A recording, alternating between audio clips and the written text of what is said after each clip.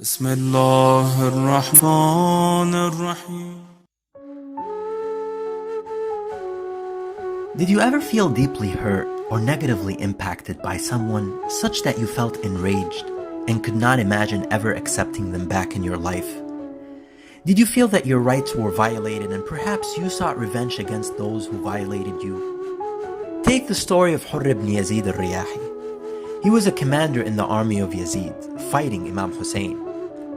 Hurr was sent with troops by Ubaydullah ibn Ziyad to prevent Imam Husain and his family from proceeding towards the city of Kufa. He intercepted the Imam's caravan and forced them to stop at Karbala, the place where Imam Husain would be martyred along with many members of his family and companions. On the second day of Muharram, Hurr's army reached the caravan of Imam Husain several miles outside of Kufa.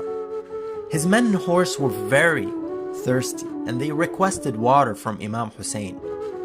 The Imam granted them water, including their horses. At the same time, Hurr prevented the Imam from going to Kufa even though the Imam told him he received invitations from the Kufans begging him to go there.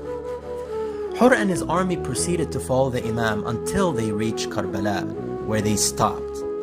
Imam Husain knew that this was their abode and said, "Surely this is the plain where my holy grandfather had prophesied that I and my faithful companions shall be slain after suffering 3 days of hunger and thirst." Hurr's army watched from a distance as Imam Husain and his caravan set up their tents. In the next few days, he witnessed how the forces of Yazid flowed in by the thousands and cut off Imam Husain's camp from accessing food and water.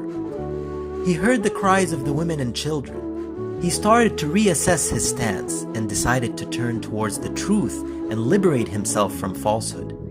On the morning of Ashura, just before dawn, Hurr went to Imam Husain's camp and sought forgiveness. He realized that Imam Husain would not have been in this situation if he had not blocked his army. Regret and guiltiness filled his heart and he pleaded for forgiveness.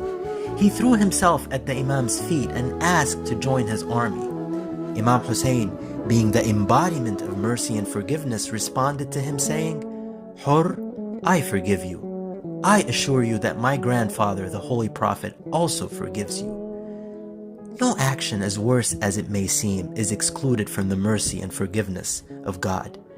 Imam Husain's army was thirsty and suffering, yet Imam Husain opened his heart and positively responded to the sincerity of Hazrat Hurr. It is this sincerity which led him to attain forgiveness and even martyrdom for the sake of God.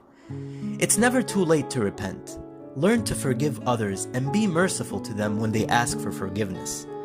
Imam Ali has said, "The first to apologize is the bravest, the first to forgive is the strongest, and the first to forget is the happiest."